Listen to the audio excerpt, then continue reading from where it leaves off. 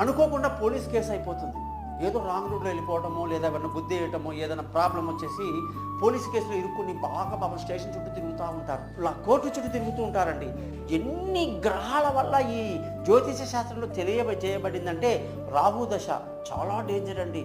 లేనిపోని ఫ్రెండ్షిప్, లేనిపోని తిరుగుడు, లేనిపోని తప్పులు చేయటం, శని ప్రమాదాలు, శని వల్ల కర్మ ఫలదాత, ఆయన వల్ల ఇబ్బందులు, కుజుడు చాలా చాలా పెద్ద పెద్ద ప్రమాదాలు, ఇంట్లో భార్యని కొట్టేయటం, ఇంట్లో భార్యాభర్తలు కొట్లాటలు, ఎన్నెన్నో ప్రమాదాలు జరిగిపోతుంటాయి. మరి ఇవన్నీ జరిగేటప్పుడు పోలీస్ చుట్టూ కోర్టు చుట్టూ తిరగాల్సి వస్తుంది. దీనివల్ల ఈ కోర్టు కేసులు, పోలీస్ కేసులు వస్తున్నాయి అని క్లియర్గా చెప్పేటువంటి శాస్త్రమే జ్యోతిష శాస్త్రం. ఈ శాస్త్రం గురించి మీరు తెలుసుకోండి. మీ date of birth, time of birth, place of birth పంపించండి, లేదా మీ మొహాన్ని చూపించేట్టుగా చేతి రేఖలు పంపించండి.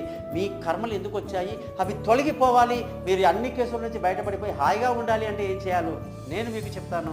పై నెంబర్లో కాంటాక్ట్ చేయండి.